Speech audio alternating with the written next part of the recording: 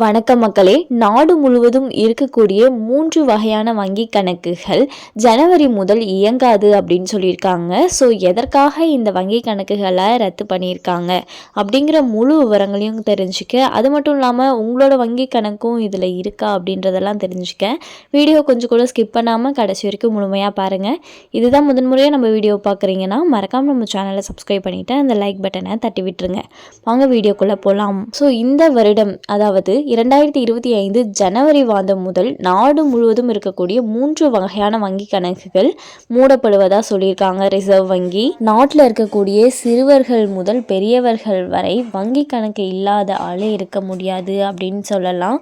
ஏன்னா சிறுவர்களுக்கு பார்த்திங்கன்னா ஏதாச்சும் உதவித்தொகை கிடைக்கும் அப்படின்ட்டு சின்ன வயசுலேயே அக்கௌண்ட் ஓப்பன் பண்ண சொல்லிடுவாங்க. அது மட்டும் இல்லாமல் முதியவர்களுக்கு நிறைய சலுகைகள் அக்கௌண்ட் மூலமாக தான் பார்த்திங்கன்னா வந்துட்டுருக்கு. ஸோ நாட்டில் இருக்கக்கூடிய மேக்ஸிமம் எல்லாருக்கிட்டையுமே வங்கி கணக்கு அப்படின்றது கட்டாயம் இருக்கும். ஆனால் இதில் 3 வகையான வங்கி கணக்குகளை பார்த்திங்கன்னா பிரித்து அதை மூடுவதாக சொல்லியிருக்காங்க.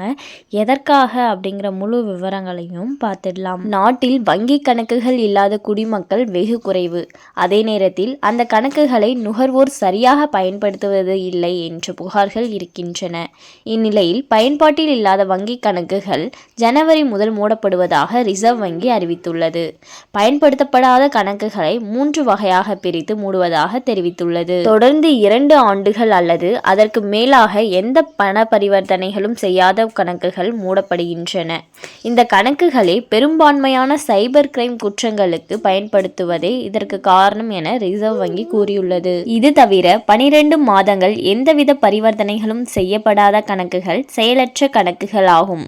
இவையும் முடக்கும்படி கூறியுள்ள ரிசர்வ் வங்கி அந்த கணக்குகளை மீண்டும் செயல்பாட்டுக்கு கொண்டு வர வேண்டும் என்றால் சம்பந்தப்பட்ட வங்கி கிளையை நேரடியாக அணுகுமாறு கூறியுள்ளது.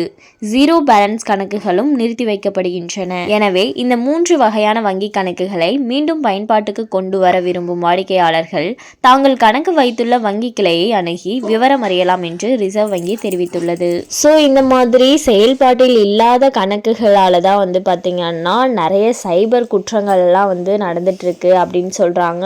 ஸோ இந்த காரணத்துக்காக தான் மெயினாக இந்த குற்றங்களை தடுக்கணுன்றதுக்காக இந்த மாதிரி உபயோகிக்காத இருக்க கணக்குகளை முடக்கப்படுவதாக கூறியிருக்காங்க.